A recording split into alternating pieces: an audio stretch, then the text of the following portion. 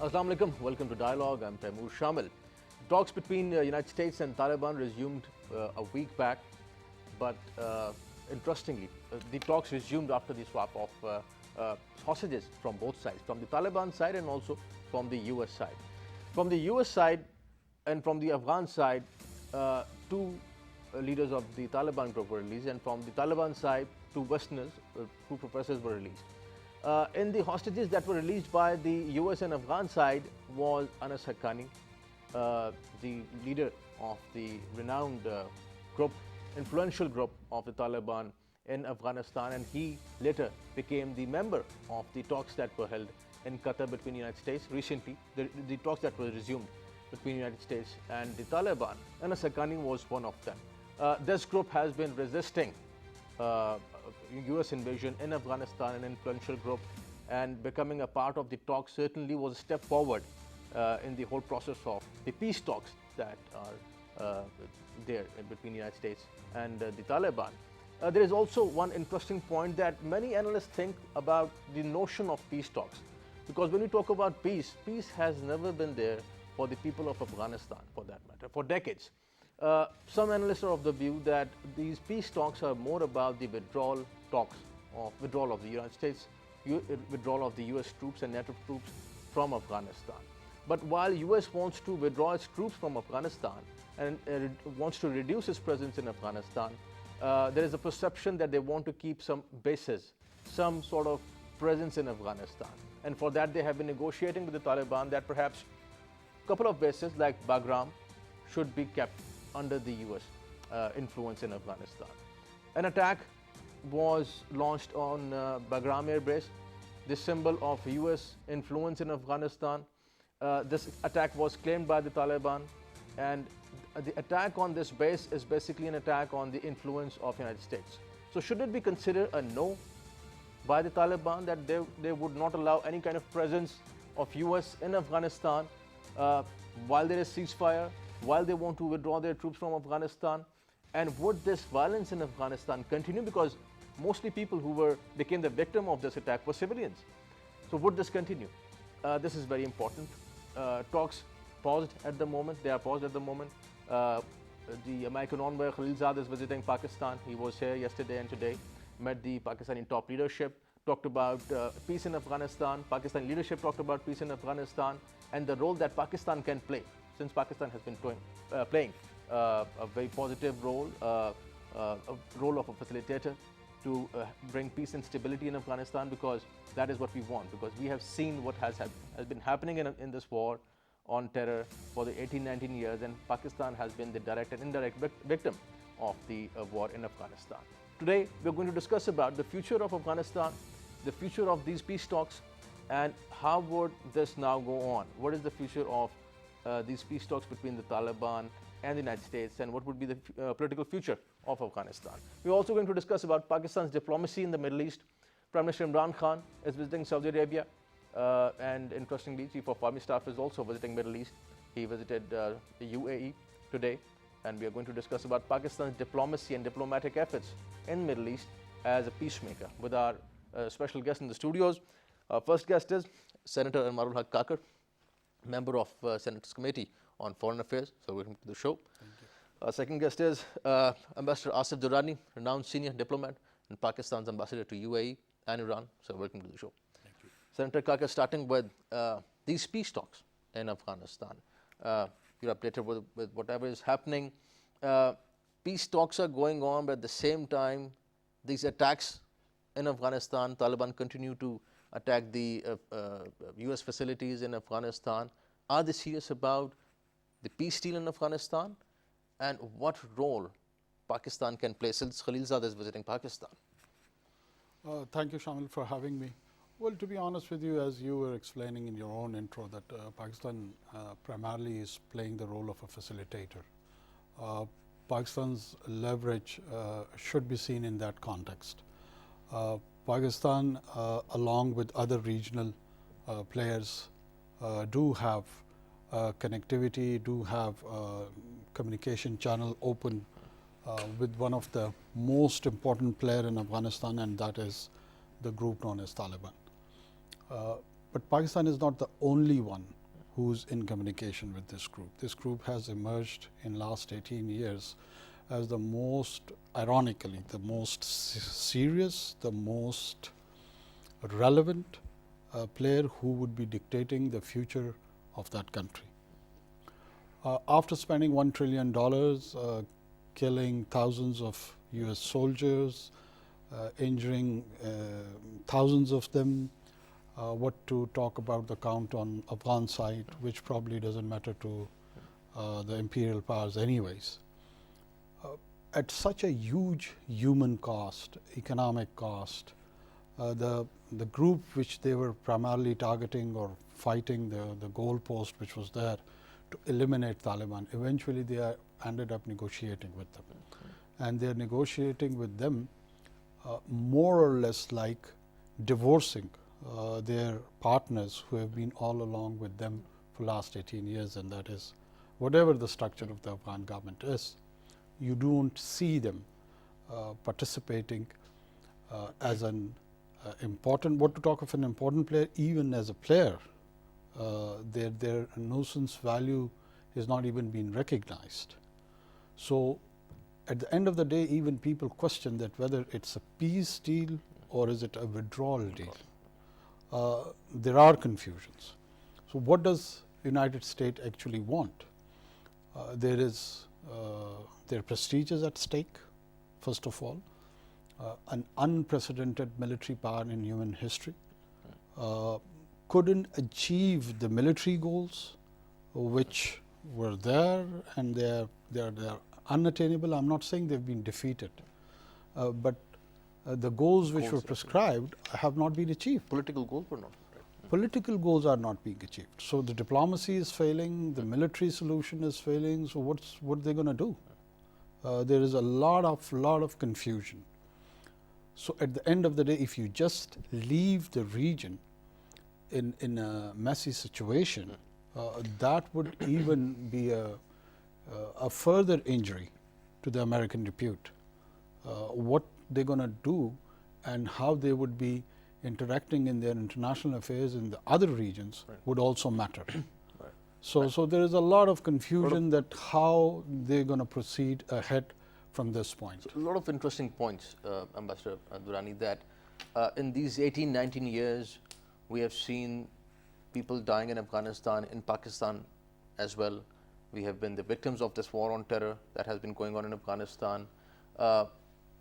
Pakistan too was framed in a specific way in last 18, 19 years, but we have been standing with the United States in its fight against terrorism, facilitating now the talks between the Taliban and the US, because we want peace and stability in Afghanistan. What is the future of these peace talks? Because many people are of the view that perhaps President Trump administration wants to impose these peace talks on the people of Afghanistan. Impose in a sense that they want to expedite, but this is of course going to take its natural course, these peace talks. How do you see it? Well, at the outset I should say that I'm cautiously optimistic about these talks, because these talks have resumed after a hiatus of 3 months.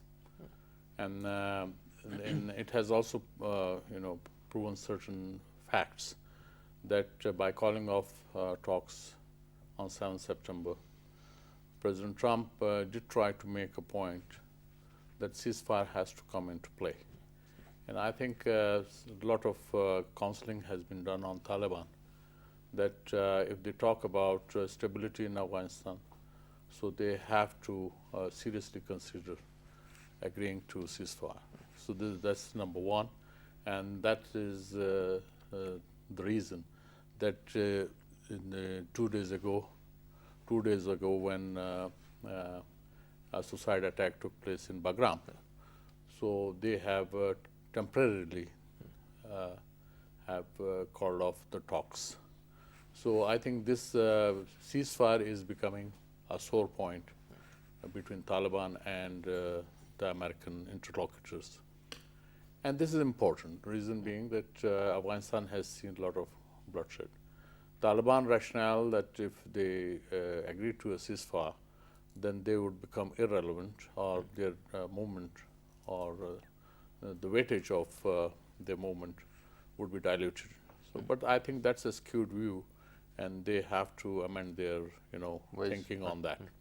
And second is the intra-Afghan dialogue. If peace is intended, then in that case, I think Taliban will have to come to the negotiating table with their countrymen. Of course, they have been saying that once agreement is signed on withdrawal of American troops, and then there are assurances for not allowing outsiders, Al-Qaeda or others, to take roots in Afghanistan. They want preferably done first, and then they can talk about ceasefire. And so I think there's a wrangling. But these points are also very interesting. While they talk about that Al-Qaeda would not take grounds in Afghanistan, we saw TTP being very influential in Afghanistan. We saw Daesh still operating in Afghanistan. So while the US and the NATO forces and all these forces couldn't ensure the safety of the Afghan people, let's say, in government, and they would ask the Taliban to ensure that the land would not Well, be used your by point the is valid. That's why that they have agreed to talk to the Taliban, because Taliban control almost 50% of their country directly, and then 20% they contest. So in a situation where 70% of the territory and people are being influenced or controlled by Taliban, so in that sense, then it is all the more necessary for the Americans to hold talks with the Taliban. And as far as the present dispensation in Afghanistan is concerned, led by President Ashraf Ghani, again, it's not a secret that they have been paratrooped. Earlier, President Karzai was paratrooped. So they didn't provide leadership or political stability to the country. Had this been so the game would have been changed. The game would have been different. This has not happened. And this is very interesting. The people who are part of the government at the moment, they have been criticizing, interestingly, part of them would be criticizing US, part of them would be criticizing Taliban, criticizing Pakistan for that matter. Senator Kakar, in these 18, 19 years, we have seen this violence from the Afghan side. At the moment, what are Pakistan's key concerns regarding Afghanistan? We are fencing our border with Afghanistan. We want peace and stability over there. But while this is going on, there's these peace talks in Afghanistan. What are our main concerns that we put in front of US and the Afghan government? I mean, top of the list in our wish list, which should have been there, and I'm not privy to the information, but this is what I would think as a responsible citizen of this country, that the last thing which we want after these 4 decades of chaos is a messy Afghanistan. We can't afford it, because its implications would directly have ramifications for our society, for our state, for the whole of 2,200 million people. And in order to avoid that messy situation, that's why we are trying to facilitate all this process of these talks. The issue again is that when you, with the help of hindsight, observe these 18 years, unfortunately, some $1 trillion plus have been wasted. We do not see Afghan nation being built, Afghan institutions being built, Afghan national army being built, Afghan political institutions being built. We do not know what sort of governance structure they have, what sort of a political system they have. Afghan government is not a homogeneous group. Are you talking about the Tajiks of Panjshir or Californian returned single Pashtun by the name of Ashraf Ghani, or you are talking about the Ilmandis in the south, or you are talking about the Pashtuns in east in Jalalabad, and so on and so forth. Right. So we have Foreign Minister Shah Mahmood Qureshi with us on phone call. Assalamu alaikum. Mr. Qureshi, thank you for joining us. Talking about Pakistan's foreign policy, American envoy Khalil Zad has been visiting Pakistan. He was here for 2 days. What are the main concerns that Pakistan puts in front of US and Afghanistan when it comes to the regional security? Well, as you know, Pakistan has been advocating a political settlement to the Afghan problem.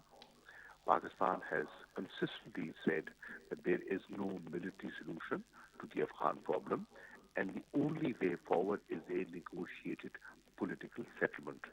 Uh, Finally, the Americans and many others in the world have been convinced that this is the way forward.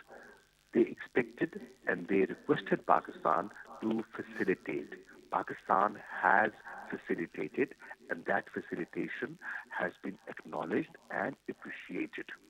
You know, the dialogue that took place went ahead, and considerable progress was made. But then it was stalled because of some incidents that took place, some violence that took place in Afghanistan, and President Trump halted the process. Now, after his trip to Afghanistan, the resumption of dialogue has taken place. Ambassador Khalil Saad was in Kabul and he was in Doha. Then he came to Islamabad and he met me, he met the army chief, and he briefed us on where the process stood. And we are happy. I'm happy to share with you that they have picked up the threads from where the dialogue discontinued. So it's not starting de novo; it's building on what was achieved. Let's keep our fingers crossed and let's hope for the best. We also are aware of the fact that there are spoilers who do not want this exercise to reach its logical conclusion, and we have to guard against them. And I warned Ambassador Zalmay Khalilzad that there are elements that we have to be careful about. Right, and you just talked about the spoilers. Of course, these peace talks have been going on in the past as well, and Pakistan tried to facilitate these peace talks, but the spoilers were there, as you just mentioned. What is the mechanism, let's say, between Pakistan and US and Afghanistan that we are working on to keep the spoilers away? First of all, it's our responsibility to keep them aware of what's going on, and we have keep them posted on where we had information. Secondly, we have played a very constructive role, whether it was convincing, persuading the Taliban to come to the negotiating table with a authoritative delegation, and we succeeded in that. We have also succeeded in convincing people, and you know there was a breakthrough lately. Two two of the hostages that were released. Pakistan played a significant role, and finally it was also acknowledged that Pakistan did play a role in the release of Timothy Weeks and Mr. Kevin King. So Pakistan is playing a positive, constructive role, but we cannot be solely held responsible for the progress. It is a collective effort. One needs a regional approach, needs a global approach towards meeting our objective, which is peace and stability in Afghanistan. But we will play our role as a responsible neighbor of Afghanistan.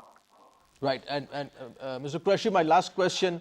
You have been very active in visiting Middle East, very active diplomacy. But where do we stand at the moment?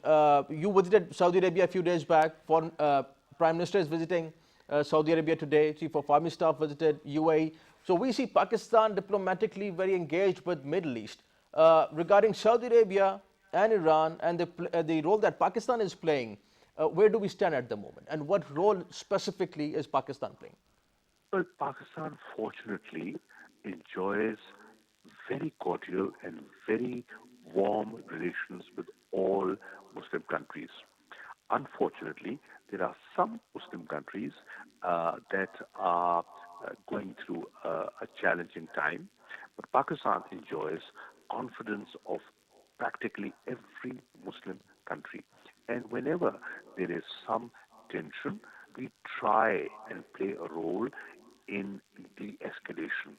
You are aware of the fact when there was a rise in rhetoric and there were acquisitions and counter-acquisitions, Pakistan intervened. The Prime Minister traveled to Tehran, he traveled to Riyadh, and through our diplomatic effort, situation was de-escalated and the fear of conflict receded. To that extent, I think Pakistan did play a role. Within the GCC, at times we see we have some countries that are not seeing eye to eye, but Pakistan wants to even play a positive role over there because we feel a united Ummah benefits all of us, and Pakistan would not like to see the Ummah divided, but there are elements, there are forces that feel division within our ranks is to their advantage. We have to be cognizant of their designs and their attempts. Right. Foreign Minister Qureshi, thank you for joining us. Thank you for your time.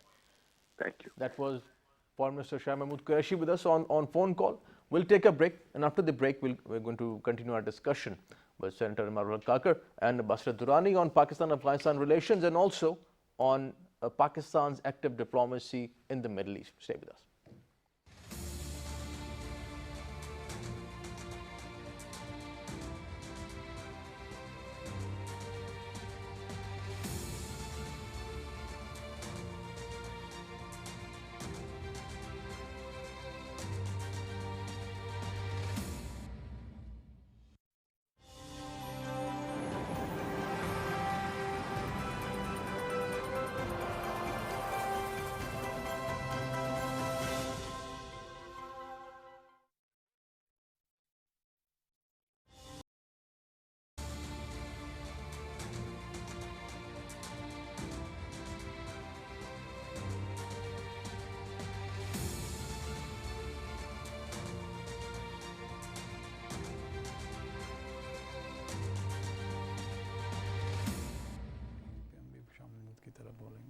Welcome back. We're discussing Afghanistan, Pakistan's role in facilitating the talks between the US and the Taliban. My convoy Khalilzad was visiting Pakistan for 2 days, and after especially the pause of the peace talks between the Taliban and the US, Senator Kakar talking about these options that Pakistan has at the moment. In the past, as you just mentioned earlier, and there's this realization that successive Kabul governments have been very critical of Pakistan. Even when we were trying so hard to go extra mile and work for peace and stability in Afghanistan, they weren't happy with Pakistan, but interestingly, they have never been happy with the US either. Let it be President Karzai, President Ghani, many officials in Afghanistan. My question is that what is the way forward for political settlement in Afghanistan, and how can we reach out to the present Kabul government and the future Kabul government, or the political players that would be in Afghanistan? Taimur, this is complicated. There is no straightforward answer to that. No doubt there has been Pakistan bashing for the last 20 years when you go to the Afghan government side. What they require is, or what they always needed was introspection. The one thing which they never did was introspection. They always wanted a scapegoat, and Pakistan was an easy one. But that did not help anyone. It did not help US, it did not help Afghan people, it did not help Afghan government, it did not help the entire taxpayers living on Western Hemisphere, be they Europeans, be they Americans. They lost $1 trillion plus. But scapegoating Pakistan was not part of the solution, because Pakistan has never been part of the problem. Realistically, whatever has been published in last 1 week in Washington Post about the cigar report and so-called their one of the project lessons learned slightly mentions the role of Pakistan. It is focused entirely that how the Afghan institution which they were trying to erect were unable to stand, be it Afghan National Army, be it their police, be it their development sector, in the civil construction side. The whole de facto partnership which was there with international forces was based on one entity or one factor, and that was money. So they wanted to create a democratic image within the Western mind, and in the construction, the only tool available to them was US dollars.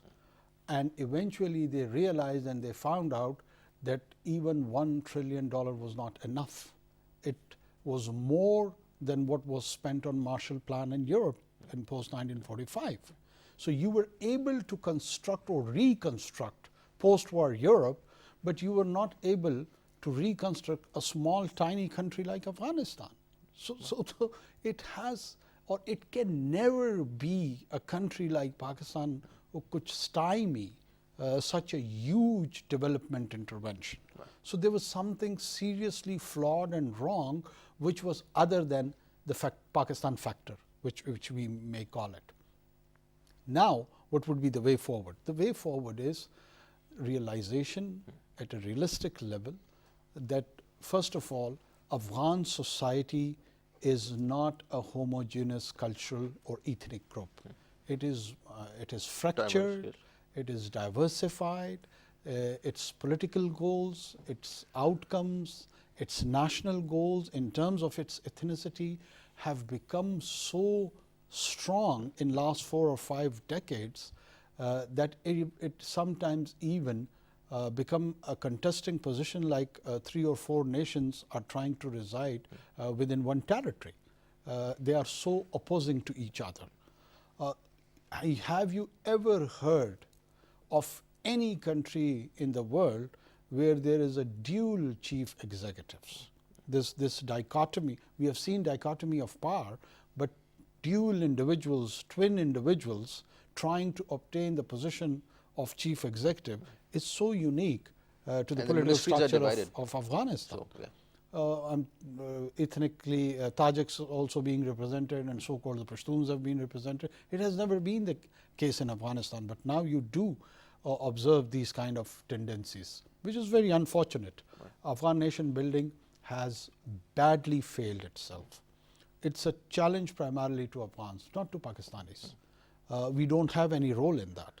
Afghans have to respond to this challenge. Afghans have to respond, and Bashir Durrani, many experts think that Afghans can pretty much do that if Afghans are left alone and if they don't have the US influence or the NATO influence over there in Afghanistan. Because in last 18-19 years, there have been this immense military influence, economic influence, political influence of US, because President Karzai was backed by US. People with him were backed by US. President Ghani, too, with the American backing. What is the future of Afghanistan, political future, and our two main concerns, security and trade? What is the future of that? Well, that would continue, because Afghanistan, if you look at it historically, is only 4 decades of peace you find during Zahir Shah's time. Not before, not afterwards. So, but trade continues, interaction among the people continues. Even despite all these 18, 19 years post 9/11 situation in Afghanistan, the trade has in fact increased between Pakistan and Afghanistan. Reason being that Pakistan provides easy access to Afghans in the neighborhood.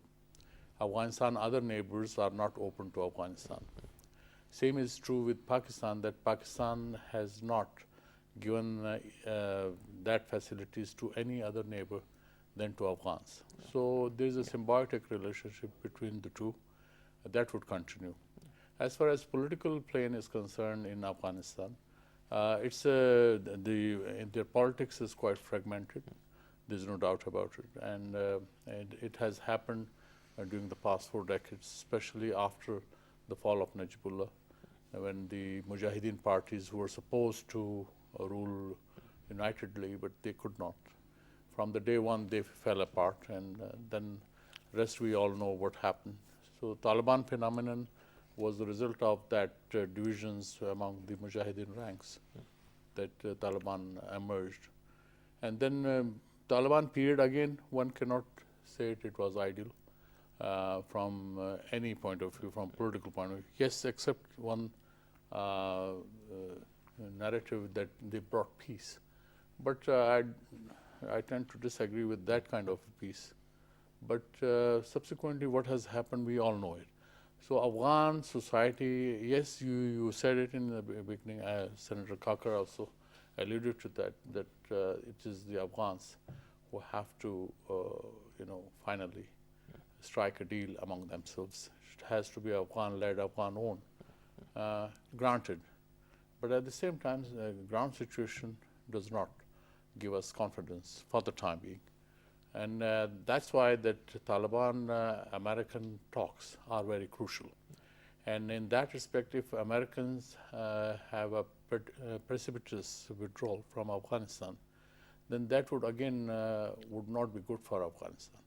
And more so that any deal between Taliban and Afghans, as well as Americans, should also ensure that Americans remain engaged along with other major powers in Afghanistan for at least for the foreseeable future, say 10 years, so that Afghanistan's institutions, Afghans themselves, they build, and then there is a financial and technical support to them. Because all of a sudden withdrawal of troops would again be quite disastrous. If I quote President Ashraf Ghani, that if Americans withdraw suddenly, then their Afghan armed forces will collapse within 6 months. So these are nightmarish scenarios. We have to be aware of that. There are pitfalls, yes. There will be spoilers, which Foreign Minister Qureshi just mentioned about that. You mentioned about that. So spoilers' role would also have to be looked into. Afghanistan's narco business has to be looked into, because drug barons and warlords would not sue for peace. If they sue for peace, then it means they will compromise with their bread and butter. So in that case, it is also important that some kind of a modus vivendi is evolved whereby this menace is addressed. And then subsequently, all tribal disputes which exist in the Afghan society need to be addressed by the Afghans themselves. So there is a long list of issues, jobs to be done. So these are. It's not a very simple Afghan peace process. It won't be simple. Interestingly, we'll talk about this later. Russia's role and the regional countries, the role that they have been playing, and interestingly, Taliban have been visiting Russia, China, Iran, Islamabad for that matter. And what role can regional countries play? But before that, Senator Kakar, Foreign Minister Shah Mahmood Qureshi just mentioned the spoilers. We know that there is a certain lobby in Afghanistan who provoke anti-Pakistan sentiments over there. They fund those sentiments, they support those sentiments. Diplomatically, Pakistan has been taking a lot of initiatives, opening Jinnah Hospital in Kabul, trade route with Afghanistan, giving scholarship to students, Afghan students. What do you think about these diplomatic initiatives, and how can we counter that anti-Pakistan sentiment that is there, triggered by these spoilers in Afghanistan? I personally see those elements as a fringe of the Afghan society, and in my opinions, their shelf life is over. There are not many international recipients to such overtures anymore. There was a time when probably even the international community was looking for a scapegoat. So they had a convergence of interest in terms of that narrative. So everybody enjoyed the gossips about Pakistan. But this is not the case anymore. I think so. Those elements within Afghanistan have been now isolated. Those international recipients have turned a deaf ear to whatever their so-called criticism was. And there is more an arena of realism where they do see the contributing Pakistan, the positive Pakistan, and there is a desperate requirement of role of Pakistan. So if you observe, you do not see any such criticism which used to happen either in Post or New York Times, international press, or international diplomats, or you name it. But everyone is endorsing and the talking points are the greatest Pakistan role, a great Pakistan role. There's all appreciation.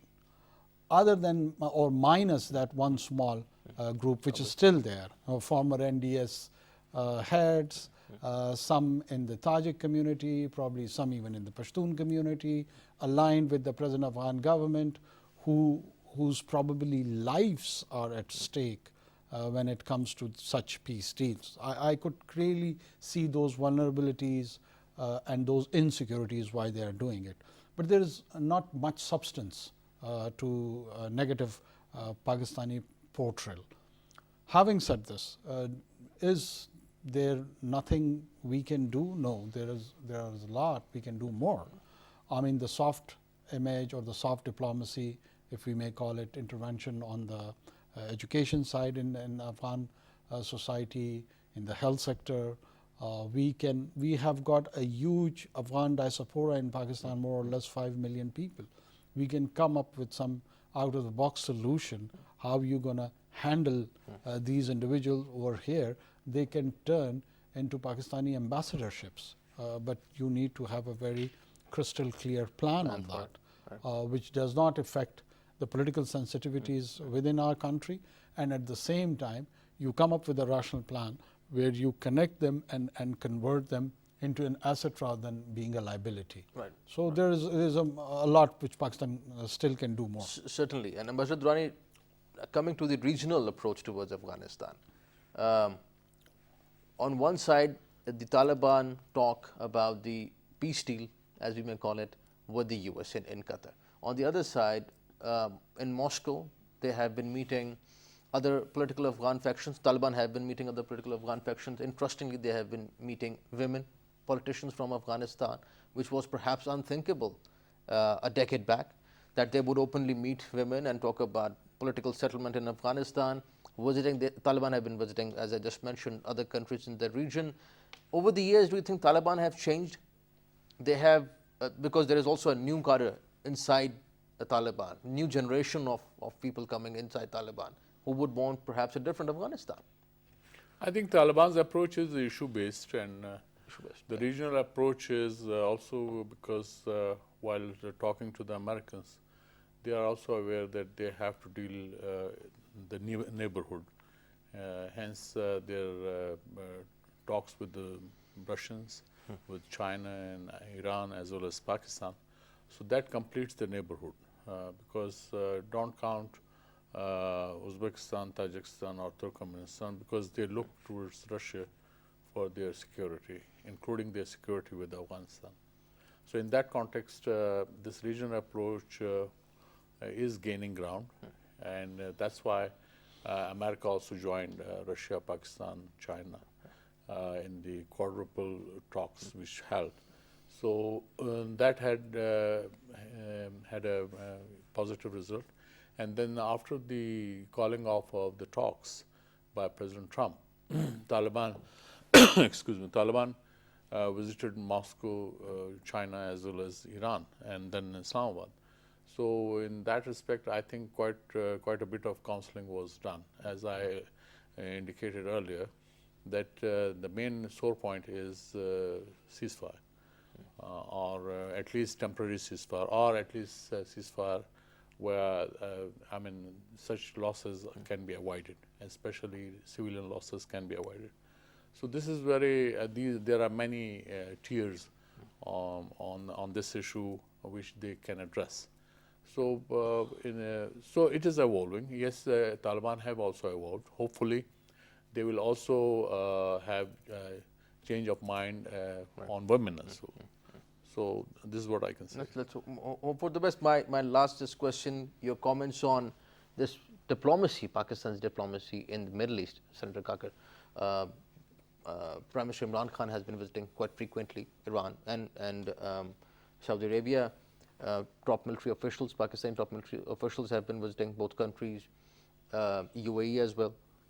Pakistan's role in the Middle East, how do you see it, and what role can we play? And would these, let's say, our two very close friends, Iran and Saudi Arabia, how would they respond to what is happening in the region? I think so. There is a new sense emerging in Middle East also. I mean, post-Yemen what has happened over there, and change of posturing by the Saudi government and along with their main allies, United Arab Emirates. There is a willingness to change their traditional position, which was there vis-a-vis Houthis and the Yemen as a whole. And there is a indication that some sort of arrangement is required in the region, and that is vis-a-vis Iran. And I think so Iranians in this post-nuclear deal with the US, when they have abandoned that deal, the Europeans still sticking to it, Iran do see itself or find itself in a very vulnerable position. They would also like the ease of tension within the region, led by Saudi Arabia or the rest. So Pakistan, I think so, is ideally placed where it can communicate with both the parties with confidence, and it does enjoy that sort of a role where if there is a possible rapprochement in future, Pakistan can be playing a lead role in that. Right. And Ambassador Durrani, few countries that have played this role, Oman, Pakistan and Kuwait reportedly. Pakistan, how do you see Pakistan's role? And of course you have been serving Pakistan in Iran and in the Middle East. How do you see this appetite for now this time, as Senator Kakar just said, post-Yemen, let's say? I tend to agree with Senator Kakar. At the same time, I mean, you cannot ignore Iran. So are the Saudis. They can't. And in fact, the situation was quite serious after the Aramco attacks. And I think good sense prevailed on both sides, Iran and Saudi Arabia. And also Americans, they had restraint. So it brought the two countries from the brink.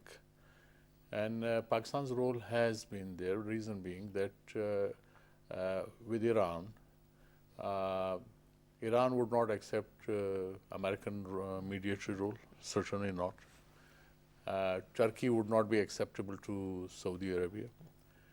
But it is only Pakistan whose mediatory role is acceptable in the region. So it is, and Egypt, again a party, so they will not accept any mediator. So when you talk about the major Islamic countries, it is Pakistan which can play the role in the region. Right. And secondly, when Pakistan also has, it's just not the Middle East policy, it's a whole. And when you talk about the Islamic countries and their unity, so there has to be a country, and that incidentally is Pakistan. It is a big country, it's a strong country, it's a nuclear power. It has a status in the Committee of Nations. Yes, it has problems, but those problems, when you talk about in the geostrategic terms, then Pakistan is a power which is listened. So hence Pakistan's role, and that role has been appreciated. If Pakistan doesn't play this role, then what would be the situation? So you need a bridge. We were a bridge between China and the United States, despite the fact that the Americans put a lot of pressure on Pakistan during the Cold War. And it paid paid dividends later on between China and the United States.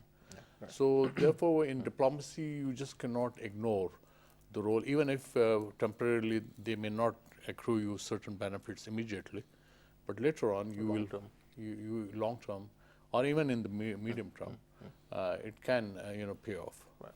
Gentlemen, thank you for joining us. Thank you for your time, Senator Kakar. Pleasure having you on the show. Thank you for your time. Ambassador Durrani, thank you for your time. Thank you for joining us. Pleasure. That is all from today's dialogue. See you next time.